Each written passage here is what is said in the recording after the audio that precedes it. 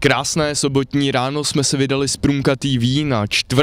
sobotu s technikou na průmyslové škole v Liberci. Naším prvním stanovištěm byla učebna PC pod vedením pana učitele Stehlíka. Zde si studenti zkoušeli práci s vektorovou grafikou, upravovali konkrétně Mickey Mouse. Tak naším dalším stanovištěm byla učebna fyziky a tuhle učebnu vedla paní Valentová a paní Kiršnerová. Jsme s dětma dělali různé reakce, například reakci kyseliny chlorovodíkové s hořčíkem, anebo kyseliny chlorovodíkové se zinkem. Další stanoviště, které jsme navštívili, byla učebna mikroprocesorů pod vedením pana Pospíchala.